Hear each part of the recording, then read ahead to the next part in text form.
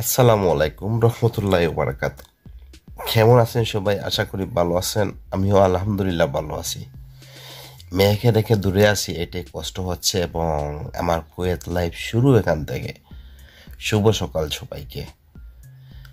সেই আগের জায়গায়, সেই আগের বিছানা, সেই আগের সব কিছু, সেই আগের খাট, যা কিছুই আছে সব কিছুই ঠিক আগের মতো। তবে কিছু রং উঠে গেছে এই 2 বছরে, সেটা ইউজ হয় নাই, এভাবে পড়ে থাকাতে খাটটি।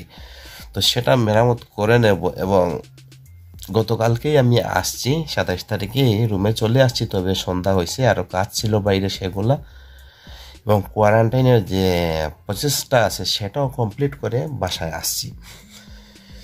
সব কিছু মিলাইয়া দেরি হয়েছে সবাইকে জানাতে, এবং আলহামদুলিল্লাহ ভালোভাবে পৌঁছাইছি, কোনো সমস্যা হয় নাই। 9 দিনের কোয়ারেন্টাইন আমার।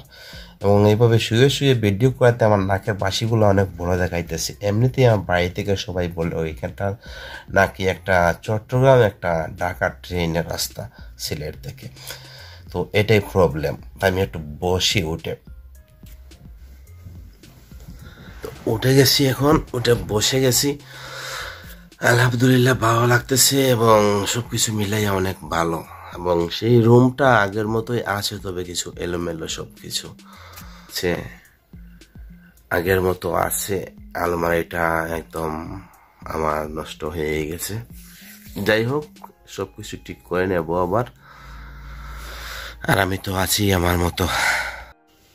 এবং এই জায়গাটিতে আসা আমার অনেক কষ্ট হয়েছে।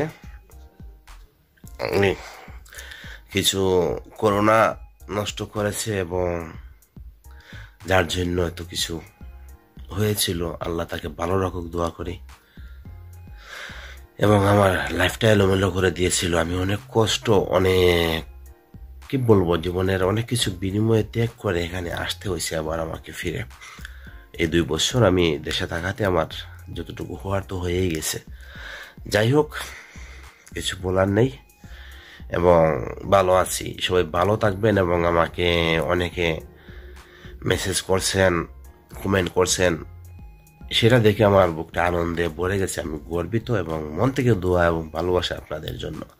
ভালো থাকেন, কমপ্লিট ফ্রি হয়ে ইনশাআল্লাহ আপনাদেরকে আমি আগের মতো কন্টিনিউ হয়ে যাব। প্রথমে 9 দিনের কোয়ারেন্টাইন শেষ করতে হবে। আল্লাহ হাফিজ। আসসালামু আলাইকুম রহমতুল্লাহি ওয়া বারাকাতুহু।